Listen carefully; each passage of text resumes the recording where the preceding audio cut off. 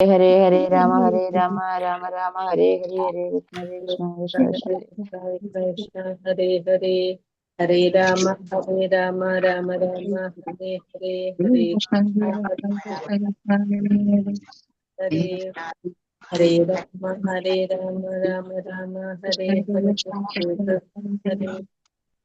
ഹരേ ക്ഷേത്രം തഥാ ജ്ഞാനം. ഹരേ കൃഷ്ണ. ഹരേ കൃഷ്ണ. ഹരേ കൃഷ്ണ. എല്ലാവർക്കും പ്രണാമം. ഹരേ കൃഷ്ണ. ഹരേ ഓം കൃഷ്ണ നമോ മാതാജി. ഭഗവതേ വാസുദേവായ. ഓം നമോ ഭഗവതേ വാസുദേവായ. ഓം നമോ ഭഗവതേ വാസുദേവായ. ഓം അജ്ഞാനതിമിരാന്ധസ്യ ജ്ഞാനാഞ്ജനാശലാകയ ചക്ഷുരുന്മീലിതം യേന തസ്മൈ ശ്രീഗുരവേ നമഃ. നമോ വിഷ്ണുപാദായ കൃഷ്ണപ്രേഷ്ഠായ ഭൂതലേ ശ്രീമതേ ഭക്തിവേദാന്ത സ്വാമിനിധി നാമിനേ. നമസ്തേ സാരസ്വതേ ദേവേ ഗൗരവാണി പ്രചാരിണേ നിർവിശേഷ ശൂന്യവാദി പാശ്ചാത്യദേശധാരിണേ. ജയ ശ്രീ കൃഷ്ണ ചൈതന്യ പ്രഭു നിത്യാനന്ദ ശ്രീ അദ്വൈത ഗദാധര ശ്രീവാസാദി ഗൗര ഭക്തവൃന്ദ. ഹരേ കൃഷ്ണ കൃഷ്ണ കൃഷ്ണ ഹരേ ഹരേ ഹരേ രാമ രാമ രാമ ഹരേ ഹരേ. ഹരേ കൃഷ്ണ. ശ്രീ ശ്രീ രാധാ ഗോവിന്ദ് ടെമ്പിൾ ഇസ്കോൺ മാംഗ്ലൂരിന്റെ ഭഗവത്ഗീത ക്ലാസ്സിലേക്ക് എല്ലാവർക്കും സ്വാഗതം. ഹരേ കൃഷ്ണ. എല്ലാവർക്കും പ്രണാമം. ഹരേ കൃഷ്ണ. അധ്യായം 13. പ്രകൃതി, പുരുഷൻ, ക്ഷേത്രജ്ഞൻ. എന്തൊക്കെ പറഞ്ഞത് നമ്മള്? അർജുനൻ ഭഗവാനോട് ചോദിക്കുന്നു പ്രകൃതിയെ കുറിച്ചും പുരുഷനെ കുറിച്ചും, ക്ഷേത്രം, ക്ഷേത്രജ്ഞൻ, അത് ജ്ഞാനം, ജ്ഞാനത്തിന് ഭവിക്കുന്ന വിഷയങ്ങൾ, ഈ വിഷയങ്ങളെ പറ്റി കൂടുതലായിട്ട് അറിയണമെന്ന് ഭഗവാനോട് പറയാണ്. ഭഗവാൻ പറയുന്നു ക്ഷേത്രം എന്ന് പറയുന്നത് ഈ ശരീരമാണ്. ക്ഷേത്രജ്ഞൻ എന്ന് പറയുന്നത് ജീവാത്മാവും പരമാത്മാവും. അതില് ജീവാത്മാവ് താനിരിക്കുന്ന ശരീരത്തിന് മാത്രമേ അറിയുന്നുള്ളൂ. പരമാത്മാവ് എല്ലാ ശരീരത്തെ നിയന്ത്രിക്കുന്ന എല്ലാത്തിനെയും കുറിച്ച് അറിയാനായിട്ട് സാധിക്കും. ക്ഷേത്രവും ക്ഷേത്രജ്ഞനും തമ്മിലുള്ള വ്യത്യാസമാണ് ജ്ഞാനം എന്ന് പറയുന്നത്. പിന്നെ പരമാത്മാവിന്റെ വ്യത്യാസങ്ങളെ ക്ഷേത്രം എന്ന് പറയുന്നത് എന്തല്ല? ജ്ഞാനം എന്ന് വെച്ചാൽ എന്താണ്? ജ്ഞാനം ക്ഷേത്രവും ക്ഷേത്രജ്ഞനും തമ്മിലുള്ള വ്യത്യാസം, അത് ഒരു അർത്ഥം അത് പറയുന്നുണ്ട്. വേറൊന്ന് പറയുന്നത് അറിയേണ്ടതും അറിയുന്നവനും വിജ്ഞാനമായ ആനന്ദമായ അറിയേണ്ടവൻ അറിവിന്റെ പ്രക്രിയ, ഇതാണ് ജ്ഞാനം. പിന്നെ 24 ഘടകങ്ങൾ കർമ്മക്ഷേത്രത്തിന്റെ, അതിനെപ്പറ്റി ഡിസ്കസ് ചെയ്തായിരുന്നു. പിന്നെ 4 തരം ക്ലേശങ്ങളെ കുറിച്ച് കർമ്മേന്ദ്രിയങ്ങള്, ജ്ഞാനേന്ദ്രിയങ്ങള്, 5 കോശങ്ങൾ, ഇന്ദ്രിയ വിഷയങ്ങൾ, മനസ്സ്, ബുദ്ധി, അന്നമയം, പ്രാണമയം, ജ്ഞാനമയം. ജ്ഞാനം എന്നാൽ എന്ത്? ആനന്ദമയം. ശരീരത്തെ കുറിച്ച് ക്ഷേത്രത്തെ കുറിച്ച് അറിയുന്നവന് ക്ഷേത്രജ്ഞാനിലാന്ന് പറഞ്ഞു. പരിപൂർണ ജ്ഞാനം. പിന്നെ 24 ഘടക സമൂഹമാണ് കർമ്മക്ഷേത്രം. ജ്ഞാനം എന്ന് പറഞ്ഞാല് 3 വിഷയങ്ങളുടെ സങ്കലനമാണ് എന്ത് ജ്ഞാനം എന്ന് പറയുന്നത്. അറിയുന്നവനും അറിയേണ്ടവനും പ്രക്രിയ. അതായത് അറിയുന്നവൻ ആരാണ്? ഭഗവാൻ. അറിയുന്നത് ജീവാത്മാവ്. പരിപൂർണ ജ്ഞാനം ഗ്രഹിക്കുവാനുള്ളത് അറിയേണ്ടത് ഭഗവാനെ. എന്ന ഭോക്താവ് എന്നറിയപ്പെടുന്നത് ആരല്ല? ഭഗവാൻ നമ്മൾ ചെയ്യുന്ന സേവനം, അതായത് നമ്മൾ ചെയ്യുന്ന പ്രവർത്തികൾ, സേവനം. അപ്പൊ അതാണ് എന്ത് പറയുന്നത്? ജ്ഞാനം എന്ന് പറഞ്ഞാല് അതാണ് അല്ലെ? ഇത് 3ന്റെ സങ്കലനമാണ്. ഒരു മിനിറ്റ്. ഹരീഷ് മത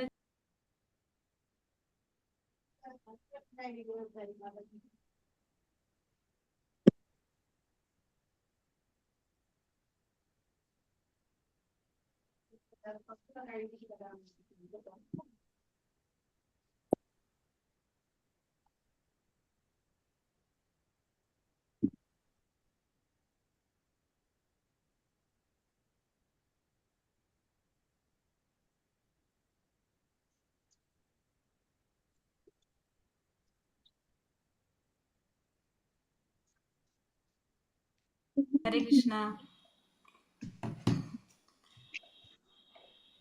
അപ്പൊ നമ്മളിതില് 5ാമത്തെ ഭാഗം അല്ലെ നമ്മൾ എടുക്കേണ്ടത്? 20ാമത്തെ ശ്ലോകം തൊട്ടല്ലേ നമ്മൾ ഈ പറയാനുള്ളത്? അതെ, 9 വരെ എടുത്തു. ഈ ഭഗവാൻ എന്തിനു ഉത്തരം കൊടുക്കാണ്? ഭഗവാൻ അർജുനന്റെ ചോദ്യത്തിന്. പ്രകൃതി, പുരുഷൻ, പ്രകൃതിയിലെ ത്രിഗുണങ്ങളുടെ അന്യോന്യ ബന്ധം, ഇതിനെ കുറിച്ചൊക്കെയാണ് ഇനി പറയുന്നത്. ഹരേ കൃഷ്ണ. ഓം നമോ ഭഗവതേ വാസുദേവായ. ശ്ലോകം 20. പ്രകൃതിം പുരുഷം ചൈവ. ഉണ്ട്. ഹരേ കൃഷ്ണ. പ്രകൃതിം പുരുഷം ചൈവ വിദ്യാനാപ്തി ഉപാവപി വികാരാംശ ഗുണാംശൈവ വിദ്ധി പ്രകൃതി സംഭവാൻ. ഭൗതിക പ്രകൃതിയും ജീവജാലങ്ങളും അനാദികളാണ്. ഭൗതിക പ്രകൃതിയിൽ നിന്ന് ഉത്ഭവിച്ചതാണ് അവയുടെ വിഭിന്ന രൂപങ്ങളും ത്രിഗുണങ്ങളും എന്ന് മനസ്സിലാക്കണം. അപ്പൊ ഭൗതിക പ്രകൃതിയും ജീവജാലങ്ങളും എല്ലാം എന്താണ്? അനാദികളാണ്. അതിനെന്തില്ല? ആദ്യവും അന്ത്യവും ഒന്നുമില്ല. പ്രകൃതിക്കും ഇല്ല, ജീവാത്മാവിനും ഇല്ല. അപ്പൊ ഭൗതിക പ്രകൃതിയിൽ നിന്ന് ഉത്ഭവിച്ചതാണ് അവയുടെ വിഭിന്ന രൂപങ്ങളും ത്രിഗുണങ്ങളും. അപ്പൊ ഈ ഭൗതിക പ്രകൃതിയിൽ നിന്ന് ഉത്ഭവിച്ചിട്ടുള്ളതാണ് ഇതിന്റെ പല വിഭിന്ന രൂപങ്ങളും. ഈ ത്രിഗുണങ്ങളെല്ലാം നമുക്ക് എന്ത് മനസ്സിലാക്കാം? ഈ പ്രകൃതിയിൽ നിന്ന് ഉത്ഭവിച്ചിട്ടുള്ളതാണ്. ഈ ജീവാത്മാവും ഭൗതിക പ്രകൃതിയും എന്ന് പറയുന്നത് അതിനെന്തില്ല? അനാദികളാണെന്ന് പറഞ്ഞ. അതിന് ആദ്യവുമില്ല അന്ത്യവുമില്ല. അതിൽ കുടികൊണ്ട് ശരീര പ്രവർത്തനങ്ങളെ അനുഭവിക്കുന്ന വ്യക്തിഗത ജീവാത്മാവ് അഥവാ പുരുഷൻ ക്ഷേത്രജ്ഞന്മാരിൽ ഒരാളാണ്. മറ്റൊരു ക്ഷേത്രജ്ഞൻ പരമാത്മാവും. പരംപുരുഷനായ ഭഗവാന്റെ രണ്ട് വിധം പ്രത്യക്ഷീഭാവങ്ങളാണ് ഇവയെന്ന് ഓർക്കണം. ജീവാത്മാവ് ഭഗവാന്റെ ശക്തി വിഭാഗത്തിൽ പെടുമ്പോൾ പരമാത്മാവ് സ്വയം വിസ്തരണത്തിന്റെ വിഭാഗത്തിലാണ് ഉൾപ്പെടുന്നത്. അപ്പൊ ഇതിൽ കുടികൊണ്ട് ശരീര പ്രവർത്തനങ്ങളെ അനുഭവിക്കുന്ന വ്യക്തിഗത ജീവാത്മാവ് അഥവാ പുരുഷൻ ക്ഷേത്രജ്ഞന്മാരിൽ ഒരാളാണ്. ഇവിടെ എന്താ പറയുന്നത്? ശാരീരിക പ്രവർത്തനങ്ങൾ അനുഭവിക്കുന്ന വ്യക്തിഗത ജീവാത്മാവ് അല്ലെങ്കിൽ പുരുഷൻ എന്ന് പറയുന്നത് ഈ രണ്ട് ക്ഷേത്രജ്ഞന്മാരിലെ ഒരാളാണ്. ആ ഒരു ക്ഷേത്രജ്ഞൻ ആരാണ്? ഈ പറഞ്ഞത് ജീവാത്മാവാണ് അല്ലെ, വ്യക്തിഗത ജീവാത്മാവ്. മറ്റൊരു ക്ഷേത്രജ്ഞൻ ആരാണ്? പരമാത്മാവാണ്. പരംപുരുഷനായ ഭഗവാന്റെ രണ്ട് വിധം പ്രത്യക്ഷീഭാവങ്ങളാണിതെന്ന് ഓർക്കണം. പരമാത്മാവ് എന്ന് പറയുന്നത് ഭഗവാന്റെ പുരുഷാവതാരത്തിൽ വരുന്നതാണ് അല്ലെ. ആരാണത് പരമാത്മാവായിട്ട് വരുന്നത്?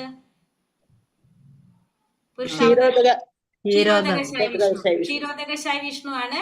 അപ്പൊ രണ്ട് വിധം പ്രത്യക്ഷീഭാവങ്ങൾ എന്ന് പറയുമ്പോൾ ഒന്ന് ഭഗവാന്റെ ഏതാണ്? പുരുഷാവതാരത്തിലെ ക്ഷീരോദകശായി വിഷ്ണു. പിന്നെന്താണ്? ഒരെണ്ണം ഭഗവാന്റെ അംശമാണെന്ന് പറഞ്ഞത് ജീവാത്മാവ്. ജീവാത്മാവ് ഭഗവാന്റെ ശക്തി വിഭാഗത്തിൽ പെടുമ്പോൾ ഭഗവാന്റെ ശക്തി ആണെന്ത്? ഭഗവാന്റെ ഒരു അംശം ആണെന്ത്? ജീവാത്മാവ്. ശക്തി വിഭാഗത്തിൽ വരുമ്പോൾ പരമാത്മാവ് എങ്ങനെയാ വരുന്നത്? സ്വയം വിസ്തരണമാണ്. ഭഗവാന്റെ രൂപവിസ്തരണത്തിലാണ് എന്ത് വരുന്നത്? പരമാത്മാവ് വരുന്നത്.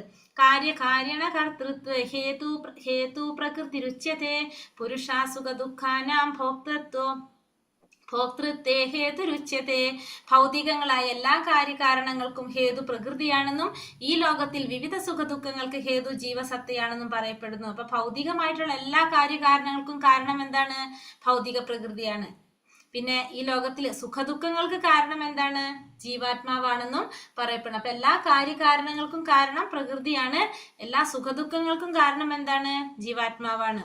തന്റെ ആഗ്രഹങ്ങൾക്കും പ്രവർത്തികൾക്കും അനുസരിച്ചാണ് ഓരോ വ്യക്തിയും ഭൗതിക പ്രകൃതിയെ തനതായ വാസസ്ഥാനങ്ങളിൽ എത്തിക്കുന്നത്. സ്വന്തം വാസസ്ഥാനങ്ങളെയും തനിക്ക് അനുഭവപ്പെടുന്ന സുഖദുഃഖങ്ങളെയും ഓരോ ജീവനും സ്വയം തെരഞ്ഞെടുക്കുകയാണ്. ഒരു പ്രത്യേക തരം ശരീരം സ്വീകരിച്ച ശേഷം ജീവൻ പ്രകൃതിക്ക് അധീനനായി തീരുന്നു. ശരീരം ഭൗതികമായാൽ അതിനെ ഭൗതിക നിയമങ്ങൾ അനുസരിച്ച് വേണം പ്രവർത്തിക്കുവാൻ. തത്സമയം ആ നിയമത്തെ ലംഘിക്കാനുള്ള ശക്തി ജീവസത്തയ്ക്കില്ല താനും. അപ്പൊ തന്റെ ആഗ്രഹങ്ങൾക്കും പ്രവർത്തികൾക്കും അനുസരിച്ചാണ് ഓരോ വ്യക്തിയെയും ഭൗതിക പ്രകൃതി തനതായ വാസസ്ഥാനങ്ങളിലേക്ക് എത്തിക്കുന്നത്. അപ്പോൾ എന്താ പറയുക, നമ്മുടെ ആഗ്രഹങ്ങൾക്കും നമ്മുടെ പ്രവർത്തികൾക്കും അനുസരിച്ചാണ് ഈ ഭൗതിക പ്രകൃതിയുടെ ഓരോ വാസസ്ഥാനങ്ങളിലേക്ക് ആരെ എത്തിക്കുന്നത്? ഈ ജീവാത്മാക്കൾ എത്തിക്കുന്നത്. അപ്പൊ സ്വന്തം വാസസ്ഥാനങ്ങളെയും തനിക്ക് അനുഭവപ്പെടുന്ന സുഖദുഃഖങ്ങളെയും ഓരോ ജീവാത്മാവും തെരഞ്ഞെടുക്കുകയാണ് ചെയ്യുന്നത്. എങ്ങനെ? നമ്മൾ ചെയ്യുന്ന പ്രവർത്തികളിലൂടെ, നമ്മുടെ കർമ്മത്തിനനുസരിച്ചാണ് ഇത് തെരഞ്ഞെടുക്കേണ്ടി വരുന്നത്.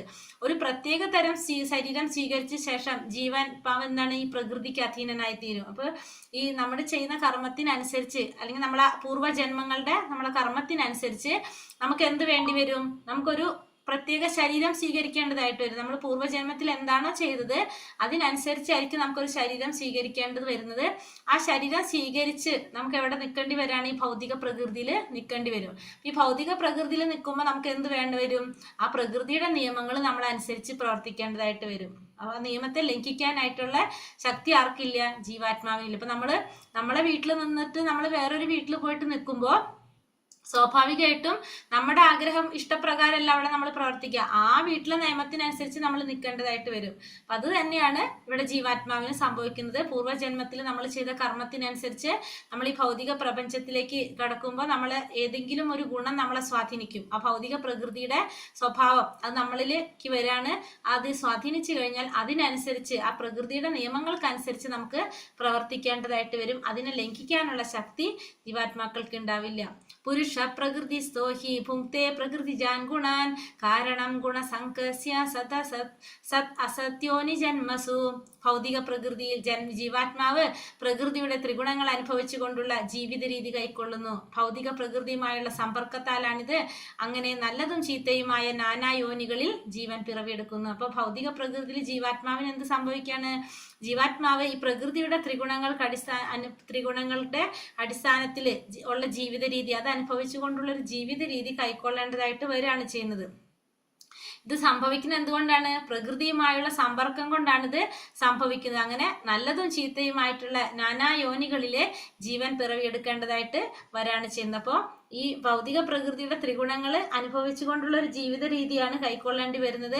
അത് സംഭവിക്കുന്നതും ഭൗതിക പ്രകൃതിയുടെ സമ്പർക്കം കൊണ്ടാണ്.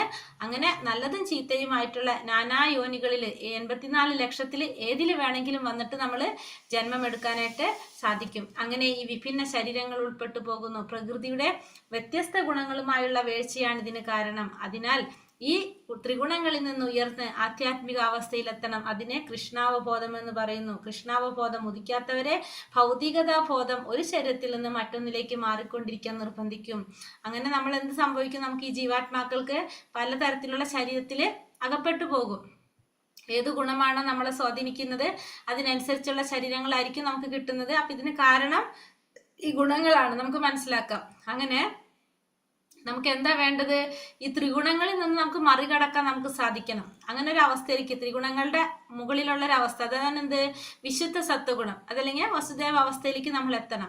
അതിനെയാണ് നമ്മൾ എന്ത് പറയുന്നത്? കൃഷ്ണ അവബോധം എന്ന് പറയുന്നത്. നമ്മുടെ അവബോധത്തിൽ മാറ്റം വരാണ്. ഭഗവാനെ കുറിച്ചുള്ള ഒരു അവബോധം നമുക്ക് ഉണ്ടാകുക. അതാണ് കൃഷ്ണാവബോധം. കൃഷ്ണാവബോധം ഉദിച്ചില്ലെങ്കിൽ എന്താ പ്രശ്നം? നമുക്ക് നമ്മൾ ഒരു ശരീരത്തിൽ നിന്ന് മറ്റൊരു ശരീരത്തിലേക്ക് ഇങ്ങനെ മാറിക്കൊണ്ടേയിരിക്കും. നമ്മൾ മനുഷ്യനായിട്ട് ജന്മമെടുത്തു, അത് കഴിഞ്ഞിട്ട് നമ്മൾ ചെയ്ത കർമ്മത്തിനനുസരിച്ച് വേറൊരു ശരീരം കിട്ടും. അതിങ്ങനെ നമ്മളിങ്ങനെ നടന്നുകൊണ്ടേയിരിക്കും. പക്ഷെ എന്ത് വേണം നമ്മൾ? അപ്പൊ ഈ ത്രിഗുണങ്ങൾ അനുസരിച്ചാണ് നമുക്ക് ഇതൊക്കെ നടക്കുന്നത്. അപ്പൊ നമ്മൾ എന്ത് ചെയ്യണം? ഈ ത്രിഗുണങ്ങളെ മറികടക്കാനായിട്ട് നമ്മൾ ശ്രമിക്കണം. ഉപദ്രഷ്ടാനുമന്താച്ച ഭക്ത ഭോക്ത മഹേശ്വരഃ പരമാത്മേതി ചാപ്യുക്തോ ദേഹേസ്മിൻ പുരുഷ പരഃ. ഇന്ദ്രിയാതീതനായൊരു ഭോക്താവുണ്ട്. ഈ ശരീരത്തിൽ സർവാധിപതിയും ഉപദ്രഷ്ടാവും അനുമതിദായകനുമായ പരമപുരുഷൻ പരമാത്മാവാകുന്നു. ഇനി എന്താ പറയണത്? ഇന്ദ്രിയങ്ങൾക്ക് അതീതമായിട്ടുള്ളൊരു ഭോക്താവുണ്ട് നമ്മുടെ. ആ ഭോക്താവ് എങ്ങനെയാണ്? ഈ ശരീരത്തിന്റെ സർവ അധിപതിയാണ്, ഉപദ്രഷ്ടാവാണ്, അനുമതിദായകനുമാണ്. ആര്? ആ ആത്മാവ്. അതാണ് പരമപുരുഷനായിട്ടുള്ള പരമാത്മാവ് എന്ന് പറയുന്നത്. അപ്പൊ ഇന്ദ്രിയങ്ങൾക്ക് അതീതനായിട്ടുള്ള ഒരു ഭോക്താവ് ശരീരത്തിന്റെ അധിപതിയാണ്, ഉപദ്രഷ്ടാവാണ്. നമുക്ക് വേണ്ട ഉപദേശങ്ങൾ നൽകുന്നതും നമ്മുടെ എല്ലാം അനുമതി നൽകുന്നതെല്ലാം ആരാണ്? ആ പരമാത്മാവാണ്. അതാണ് ആ പരമപുരുഷനായ പരമാത്മാവ്. സർവേശ്വരനായ പരമാത്മാവ് വ്യക്തിഗത ജീവാത്മാവിന് അഭിഷ്ടഭോഗങ്ങൾ കൈവരുത്തുവാൻ വേണ്ടി ഹൃദയത്തിൽ വാണരുളുകയാണ്. ഭഗവാന്റെ അനുമതിയില്ലാതെ ജീവന് യാതൊന്നും ചെയ്യാൻ പറ്റില്ല. വ്യക്തിഗതാത്മാവ് ഭുക്തനും ഭഗവാൻ ഭോക്താവ് എന്ന അഥവാ പരിപാലകനുമാണ്. എണ്ണമറ്റ ജീവാത്മാക്കളുടെ കൂടെ അവയോടൊപ്പം സുഹൃത്ത് എന്ന നിലയിൽ വാഴുന്നു പരമാത്മാവ്. അപ്പൊ സർവേശ്വരനായ പരമാത്മാവ് എന്താണ്? ഈ വ്യക്തിഗത ജീവാത്മാവിന്റെ അഭിഷ്ട ഭോഗങ്ങൾ കൈവരിക്കാൻ വേണ്ടിയിട്ട് ഹൃദയത്തിൽ വാഴുന്നു. അപ്പൊ ഈ ജീവാത്മാവിന്റെ ആഗ്രഹങ്ങൾ നിറവേറ്റി കൊടുക്കാൻ വേണ്ടിയിട്ട് ഈ പരമാത്മാവ് എന്ത് ചെയ്യാണ്? ആ ഹൃദയത്തില് വാഴുന്നു. പരമാത്മാവിന്റെ അനുമതി ഇല്ലാതെ ജീവാത്മാവിന് ഒന്നും ചെയ്യാനായിട്ട് സാധിക്കില്ല. അപ്പോൾ ജീവാത്മാവ് ഭുക്തനാണ്, പരമാത്മാവാണ് ആര്? ഭോക്താവ്. ഭോക്താരാം യജ്ഞ തപസാം എന്ന് പറഞ്ഞില്ലേ? അപ്പൊ ഭോക്താവ് പരമാത്മാവും ഭുക്തൻ ജീവാത്മാവുമാണ്. പരിപാലകനും എന്ന് പറയാറ് നമുക്ക് ഭഗവാന്. എണ്ണമറ്റ ജീവാത്മാക്കളുടെ കൂടെ അവയോടൊപ്പം സുഹൃത്ത് എന്ന നിലയിലാണ് ആര് വാഴുന്നത്? ഈ പരമാത്മാവ് വാഴുന്നത്. എല്ലാവരും നിയന്ത്രിക്കുന്നതും അവരുടെ അഭിഷ്ടങ്ങൾ നിറവേറ്റി കൊടുക്കുന്നതും എല്ലാം ആരാണ്? ഈ പരമാത്മാവായിട്ടുള്ള ഭഗവാൻ തന്നെയാണ്. ഏവം വേത്തി പുരുഷം പ്രകൃതി ച ഗുണൈ സഹ സർവഥാ വർത്തമാനോപി ന സ ഭൂയോ വിജായതേ.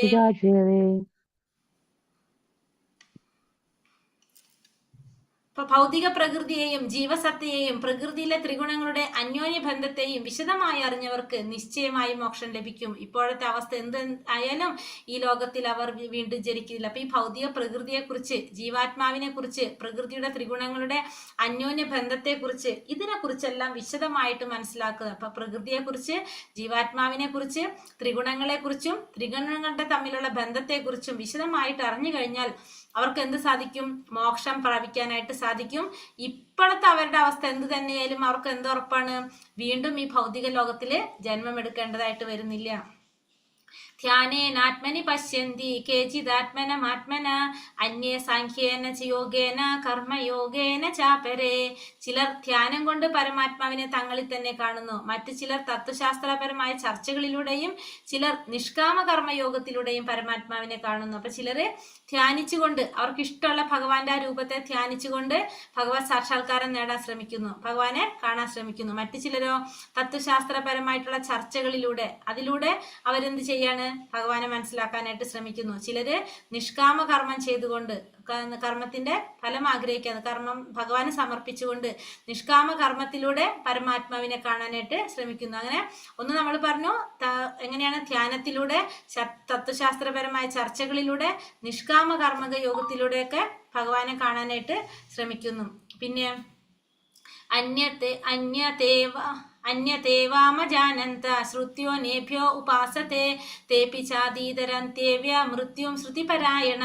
പിന്നെയും ചിലരുണ്ട്. അതെങ്ങനെയാണ്?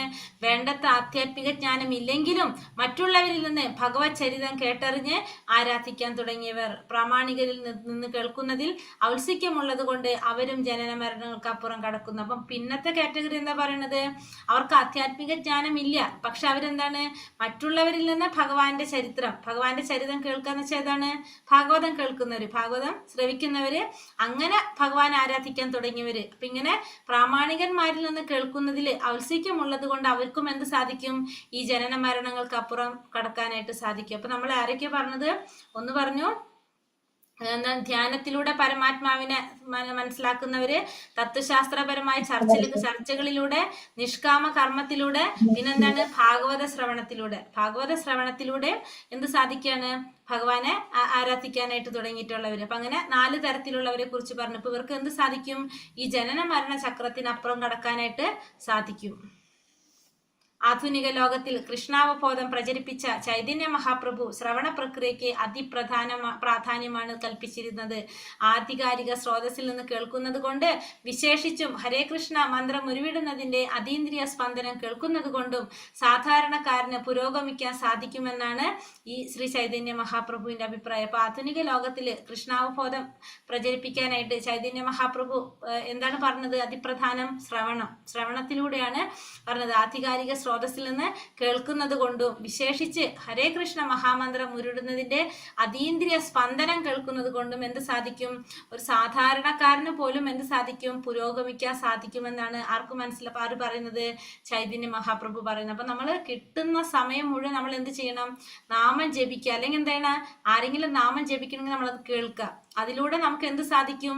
പുരോഗമിക്കാനായിട്ട് സാധിക്കും. നമുക്ക് എല്ലാ കാര്യവും നമുക്ക് ചെയ്യാൻ പറ്റണമെന്നില്ല ഒറ്റയ്ക്ക്, പക്ഷെ അങ്ങനത്തെ സാഹചര്യങ്ങൾ ഉണ്ടാകുമ്പോൾ നമ്മളത് കേൾക്കാൻ ശ്രമിക്കുക. കേൾക്കുമ്പോഴും നമുക്ക് പുരോഗതി ഉണ്ടാകാനായിട്ട് സാധിക്കും. കാരണം ശ്രവണം അത്രയും പ്രധാനപ്പെട്ടതായിട്ടാണ് പറയുന്നത്. നവവിധ ഭക്തിയിൽ ആദ്യം നമ്മൾ പറയുന്നത് ഏതാണ്? ശ്രവണം അല്ലെ? ശ്രവണം അത്രയും വിശേഷപ്പെട്ടതാണ്, നമുക്ക് മനസ്സിലാക്കാം. യാവ സംജായതേ കിഞ്ചിത് സത്വം സ്ഥാവര ജംഗമം ക്ഷത്രജ്ഞ സംയോഗ തദ്വിധി ഭരതർഷഭ. ഹേ ഭരതശ്രേഷ്ഠ, ഇവിടെ കാണുന്ന ചരാചരങ്ങളെല്ലാം ക്ഷേത്രങ്ങളുടെയും ക്ഷേത്രജ്ഞന്മാരുടെയും സംയോഗത്തിൽ നിന്നുള്ളവായതാണ്. അപ്പൊ ഇവിടെ കാണുന്ന എല്ലാ ചരാചരങ്ങളും ഇങ്ങനെയാണ് ക്ഷേത്രങ്ങളുടെയും, ക്ഷേത്രം എന്ന് വെച്ചാൽ എന്താണ്? ശരീരം. പിന്നെ ക്ഷേത്രജ്ഞന്മാരുടെയും ജീവാത്മാക്കളുടെയും സംയോഗത്തിൽ നിന്നാണ് എന്തുണ്ടായിട്ടുള്ളത്? ഈ ഭൗതിക പ്രപഞ്ചത്തിൽ കാണുന്ന ഉണ്ടായിട്ടുള്ളത് ഈ ക്ഷേത്രങ്ങളുടെയും ക്ഷേത്രജ്ഞന്മാരുടെയും സംയോഗത്തിൽ നിന്നാണ്. സമം സർവേഷു ഭൂതേഷു തിഷ്ഠന്തം പരമേശ്വരം വിനശ്യൽസ്യ വിനശ്യന്ത്യം യാ പശ്യതി സ പശ്യതി. സർവ്വശരീരങ്ങളിലും വ്യക്തിഗത ജീവാത്മാവിനോടൊപ്പം പരമാത്മാവിനെ കാണുകയും നശ്വരമായ ശരീരം നശിക്കുമ്പോൾ ജീവാത്മാവും പരമാത്മാവും നശിക്കുന്നില്ലെന്ന് മനസ്സിലാക്കുകയും ചെയ്യുന്നവനാണ് യഥാർത്ഥ കാഴ്ചയുള്ളവൻ. അപ്പൊ സർവ്വശരീരങ്ങളിലും ആരെ കാണാൻ സാധിക്കും? വ്യക്തിഗത ജീവാത്മാവിനോടൊപ്പം തന്നെ പരമാത്മാവിനെ കാണാനായിട്ട് സാധിക്കും. അപ്പൊ എല്ലാ ശരീരങ്ങളിൽ ആരുണ്ട്? ജീവാത്മാവുണ്ട്, പരമാത്മാവുണ്ട്. മാത്രമല്ല ശരീരം നശിക്കും. ശരീരം നശിക്കുമ്പോൾ ജീവാത്മാവും പരമാത്മാവും നശിക്കുന്നില്ല എന്ന് മനസ്സിലാക്കുകയും ചെയ്യുന്നവനാണ് എന്ത്? യഥാർത്ഥ കാഴ്ചയുള്ളവൻ. ആ വ്യക്തിയാണ് യഥാർത്ഥത്തിൽ ജ്ഞാനം നേടിയിട്ടുള്ള വ്യക്തി എന്ന് പറയാം. സമം പശ്യൻ ഹി സർവത്ര സമവസ്ഥിതമീശ്വരം നഹീനസ്ത്യാത്മനാത്മാനം തതോ യാതി പരാം ഗതി. എവിടെയും ഏതൊരു ജീവിയിലും ഒരേ വിധം കുടികൊള്ളുന്ന പരമാത്മാവിനെ ദർശിച്ചാൽ ആ മനുഷ്യൻ മനസ്സുകൊണ്ട് സ്വയം അധപതിക്കുന്നില്ല. അങ്ങനെ ഇന്ദ്രിയാതീതമായ ലക്ഷ്യത്തോടെ അയാൾ അടുക്കുന്നു. അപ്പൊ എവിടെയും ഏതൊരു ജീവിയിലും ഒരേ വിധം കുടികൊള്ളുന്ന ആ പരമാത്മാവിനെ ദർശിക്കാൻ സാധിച്ചു കഴിഞ്ഞാൽ എന്താണ്? ആ മനുഷ്യൻ മനസ്സുകൊണ്ട് സ്വയം അധപതിക്കുന്നില്ല. അപ്പൊ ആ മനുഷ്യൻ ഒരിക്കലും മനസ്സുകൊണ്ട് അധപതിക്കുന്നില്ല. എങ്ങനെയാണെങ്കിലാണ്? ഓരോ ജീവിയിലും കുടികൊള്ളുന്ന ആ പരമപുരുഷനെ ദർശിക്കാൻ സാധിച്ചു കഴിഞ്ഞാൽ എല്ലാ ജീവാത്മാക്കളിലും പരമപുരുഷനായിട്ട് പരമാത്മാവായിട്ട് ഭഗവാൻ ഇരിക്കുന്നുണ്ടെന്ന് മനസ്സിലാക്കാൻ സാധിക്കുന്ന വ്യക്തിക്ക് ഒരിക്കലും അധപതനം സംഭവിക്കുന്നില്ല. അങ്ങനെ ഇന്ദ്രിയങ്ങൾക്ക് അതീതമായ ലക്ഷ്യത്തോട് അയാൾക്ക് അടുക്കാനായിട്ട് സാധിക്കും. ഇന്ദ്രിയങ്ങൾക്ക് അതീതമായ ലക്ഷ്യം ഏതാണ്? നമ്മുടെ ലക്ഷ്യം ഏതാണ്? എന്താണ് ലക്ഷ്യം?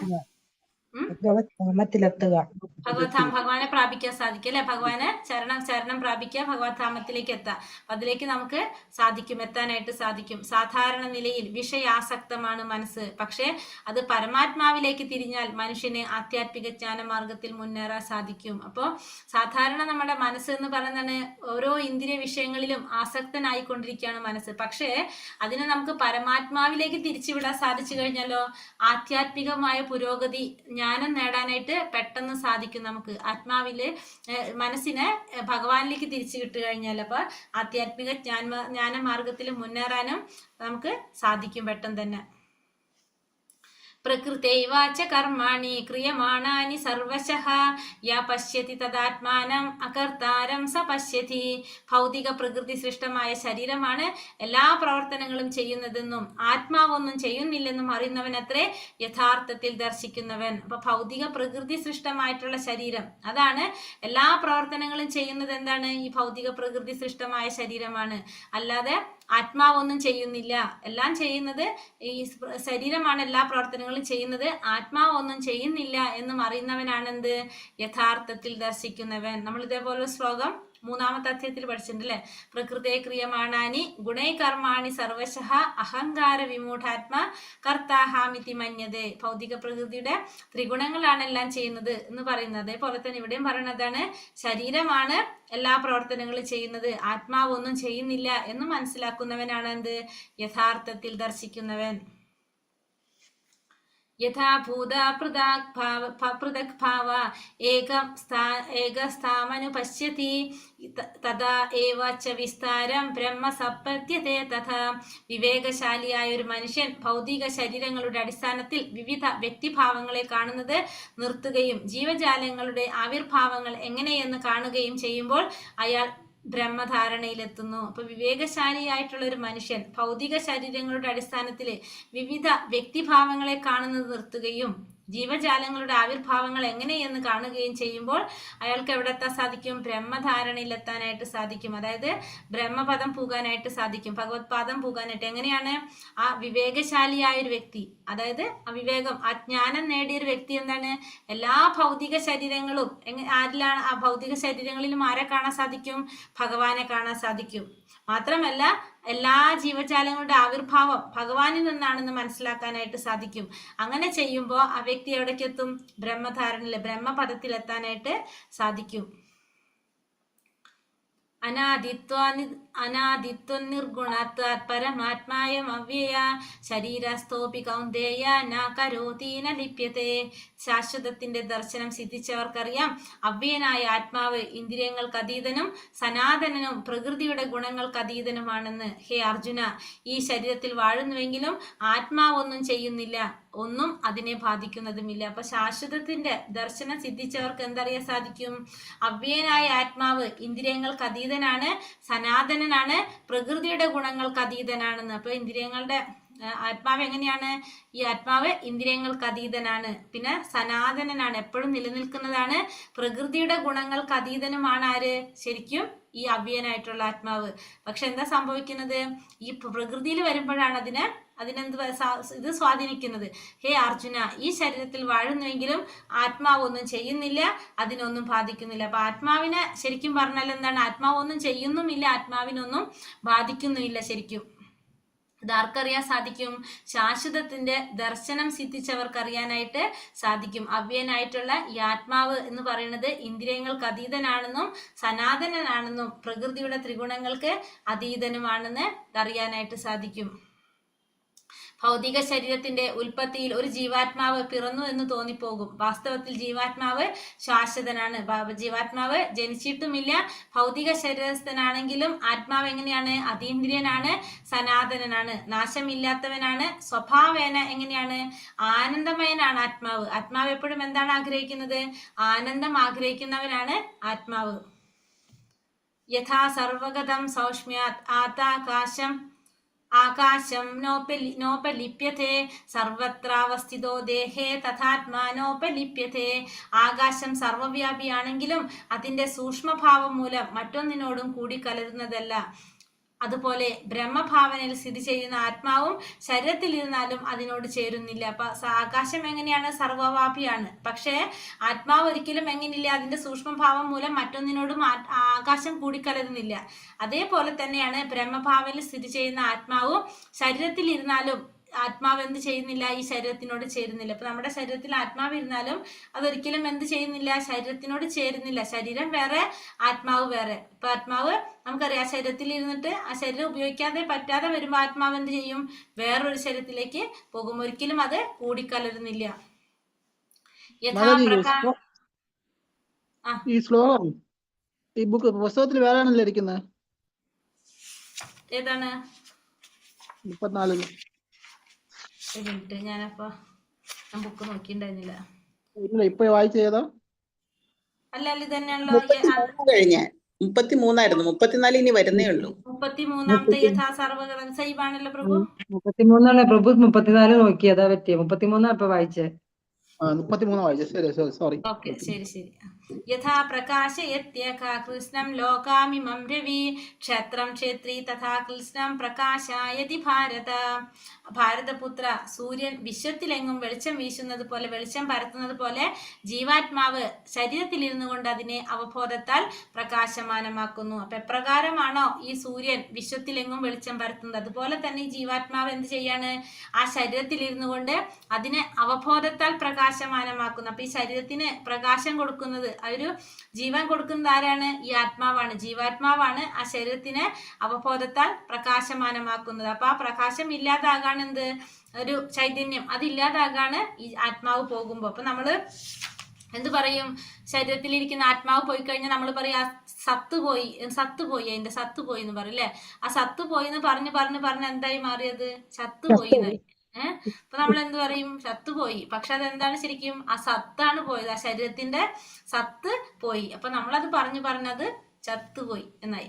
സൂര്യപ്രകാശം സൂര്യന്റെ സാന്നിധ്യത്തിന് തെളിവാണെന്ന പോലെ പ്രജ്ഞ ആത്മാവിന്റെ സാന്നിധ്യത്തിന് തെളിവാണ്. അപ്പൊ സൂര്യപ്രകാശം ആണ് നമുക്ക് മനസ്സിലാക്കുക സൂര്യന്റെ സാന്നിധ്യം ഉണ്ടെന്ന് മനസ്സിലാക്കണം. അതുപോലെ തന്നെ ആത്മാവിന്റെ സാന്നിധ്യത്തിന് തെളിവാണ് എന്ത്? പ്രജ്ഞ.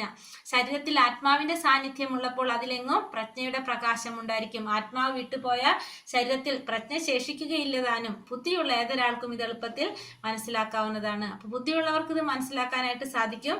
ആ ശരീരത്തിൽ നിന്ന് ആത്മാവ് പോകുമ്പോൾ അതിന്റെ പ്രജ്ഞ ഇല്ലാതായി, അപ്പൊ അതിന്റെ പ്രകാശം, ആ സത്ത് നഷ്ടപ്പെട്ടു എന്നുള്ളത് ബുദ്ധിമാന്മാർക്ക് മനസ്സിലാക്കാനായിട്ട് സാധിക്കും. അല്ലാത്ത എങ്ങനെയാണ് സൂര്യന്റെ സാന്നിധ്യം അല്ലെ, സൂര്യൻ ഉണ്ടെന്ന് നമുക്ക് മനസ്സിലാക്കാൻ സാധിക്കുന്നത് ആ പ്രകാശത്തിലൂടെയാണ്. അതേപോലെ തന്നെയാണ് ആത്മാവിനും ശരീരത്തെയും കുറിച്ച് പറയുന്നത്. ക്ഷേത്രജ്ഞയോരേവം അന്തരം ജ്ഞാന ചക്ഷുഷ ഭൂത പ്രകൃതി മോക്ഷം ചായേ വിദുര്യാന്തി തേ പരം. ശരീരത്തിനും അതിനെ അറിയുന്നവനും തമ്മിലുള്ള വ്യത്യാസം എങ്ങനെയെന്ന് ജ്ഞാനദൃഷ്ടി കൊണ്ട് കാണാനും ഭൗതിക പ്രകൃതിയുടെ ബന്ധത്തിൽ നിന്ന് മുക്തി നേടാൻ ഉതകുന്ന പ്രക്രിയ എന്തെന്നറിയാനും കഴിവുള്ളവർ പരമപദം പ്രാപിക്കും. അപ്പൊ ശരീരത്തെക്കുറിച്ചും പിന്നെ ശരീരത്തെ അറിയുന്നവൻ ക്ഷേത്രജ്ഞനെ കുറിച്ചും തമ്മിലുള്ള വ്യത്യാസം എങ്ങനെയെന്ന് ജ്ഞാനദൃഷ്ടി കൊണ്ട് കാണാനായിട്ട്, ശരീരത്തെക്കുറിച്ചും ക്ഷേത്രജ്ഞനെ കുറിച്ചും തമ്മിലുള്ള വ്യത്യാസം അത് എങ്ങനെയാണെന്ന് ജ്ഞാനദൃഷ്ടി കൊണ്ട് കാണാനും ഭൗതിക പ്രകൃതിയുടെ ബന്ധനത്തിൽ നിന്ന് മുക്തി നേടാൻ ഉതകുന്ന പ്രക്രിയ അതെന്താണെന്ന് മനസ്സിലാക്കാൻ കഴിയുന്നവർക്ക് പരമപദം പ്രാപിക്കാനായിട്ട് സാധിക്കും. അപ്പൊ ശരീരത്തെ കുറിച്ച് അറിയണം, ശരീരത്തെ അറിയുന്നവൻ ആരാണത്? ക്ഷേത്രജ്ഞനെ കുറിച്ച് അറിയുക. ഇത് തമ്മിലുള്ള വ്യത്യാസം എന്താണെന്ന് ജ്ഞാനദൃഷ്ടി കൊണ്ട് കാണാൻ സാധിക്കുക. പിന്നെ ഭൗതിക പ്രകൃതിയുടെ ബന്ധനത്തിൽ നിന്ന് മുക്തി നേടാനുള്ള പ്രക്രിയ, ഭൗതിക പ്രകൃതിയുടെ ബന്ധനം എന്ന് പറയുമ്പോൾ ഈ ത്രിഗുണങ്ങളുടെ ബന്ധനം, ആ ത്രിഗുണങ്ങളുടെ ബന്ധനത്തിൽ നിന്ന് മുക്തി നേടാനുള്ള പ്രക്രിയ അതെന്താണെന്ന് മനസ്സിലാക്കാൻ കഴിയുന്നവർക്കാണ് എന്ത് സാധിക്കുന്നത്? പരമപദം പ്രാപിക്കാനായിട്ട് സാധിക്കുന്നത്. കാരണം ഇത് ശരീരം എന്താണെന്ന് അറിയണം, ക്ഷേത്രജ്ഞൻ എന്താണെന്ന് അറിയണം, അത് തമ്മിലുള്ള വ്യത്യാസം ഇത് എന്താണെന്ന് അറിഞ്ഞാലേ വ്യത്യാസം മനസ്സിലാക്കാനായിട്ട് സാധിക്കുള്ളൂ. അതേപോലെ തന്നെ ഭൗതിക പ്രകൃതിയുടെ ബന്ധനത്തിൽ നിന്ന് മുക്തി നേടണമെങ്കിൽ എന്താണ്? ആ ത്രിഗുണങ്ങളെ കുറിച്ച് നമ്മൾ മനസ്സിലാക്കണമെങ്കിൽ മാത്രമേ ആ ത്രിഗുണങ്ങളെ മറികടക്കാൻ എങ്ങനെയാണെന്ന് നമുക്ക് അറിയാൻ സാധിക്കുള്ളൂ. അങ്ങനെ നമുക്ക് എന്ത് സാധിക്കും? അതിനുള്ള ആ പ്രക്രിയയിലൂടെ നമുക്കത് മനസ്സിലാക്കി കഴിഞ്ഞാൽ സ്വാഭാവികമായിട്ട് നമുക്ക് എന്ത് സാധിക്കും? പരമപദം പ്രാപിക്കാനായിട്ട് സാധിക്കും. ശരീരവും അതിന്റെ ഉടമയായ ജീവാത്മാവും പരമാത്മാവും തമ്മിലുള്ള വ്യത്യാസം എന്തെന്ന് വിശദീകരിക്കുകയാണ് ഈ അധ്യായത്തിന്റെ ഉദ്ദേശം. അപ്പൊ ഈ അധ്യായത്തിന്റെ ഉദ്ദേശം എന്തായിരുന്നു? ശരീരത്തെക്കുറിച്ച്, അതിന്റെ ഉടമയായിട്ടുള്ള ജീവാത്മാവിനെ കുറിച്ച്, പരമാത്മാവിനെ കുറിച്ച്, ഇത് തമ്മിലുള്ള വ്യത്യാസത്തെ കുറിച്ചെല്ലാമാണ് ഈ അധ്യായത്തില് നമുക്ക് പറഞ്ഞു തരുന്നത്. 8 മുതൽ 12 വരെയുള്ള ശ്ലോകങ്ങളിൽ വ്യക്തമാക്കപ്പെടുന്ന മുക്തി പ്രക്രിയ ശരിയാവണ്ണം മനസ്സിലാക്കുകയാണെങ്കിൽ നമുക്ക് പരമരക്ഷത്തിലേക്ക് നീങ്ങാൻ സാധിക്കും. അപ്പൊ 8 മുതൽ 12 വരെയുള്ള ശ്ലോകങ്ങളിൽ പറഞ്ഞിരിക്കുന്ന ആ പ്രക്രിയ അത് ഏതാണ് പറഞ്ഞത്? 8 മുതൽ 12 വരെയുള്ള ശ്ലോകങ്ങളില് എന്തിനെ കുറിച്ചാണ് പറഞ്ഞത്? ജ്ഞാനം, അജ്ഞാനം അല്ലെ. ഒരു ജ്ഞാനം എന്തൊക്കെയാണെന്ന് ഭഗവാൻ പറയാണ്. അത് മനസ്സിലാക്കി കഴിഞ്ഞാൽ, ശരിയായ വണ്ണം മനസ്സിലാക്കുകയാണെങ്കിൽ നമുക്ക് പരമലക്ഷ്യത്തിലേക്ക് നീങ്ങുവാനായിട്ട് സാധിക്കും. ഹരേ കൃഷ്ണ കൃഷ്ണ കൃഷ്ണ ഹരേ ഹരേ, ഹരേ രാമ രാമ രാമ ഹരേ ഹരേ. വഞ്ചാം കൽപതരൂപേശ്ച കൃപാ സിന്ധോഭ്യേവ ച പതിതാനാം പാവനേഭ്യോ വൈഷ്ണവേഭ്യോ നമോ നമഃ. അനന്തകോടി വൈഷ്ണവൃന്ദിക്ക് ജയ്. ശ്രീല പ്രഭുപാദിക്ക് ജയ്. ഗുരുദേവിക്ക് ജയ്. നിതായ് ഗുരുപ്രമാനന്ദേ. ഹരി ഹരി ബോൽ. ഹരേ കൃഷ്ണ. അപ്പൊ നമുക്ക് ക്വസ്റ്റ്യൻ നോക്കാം.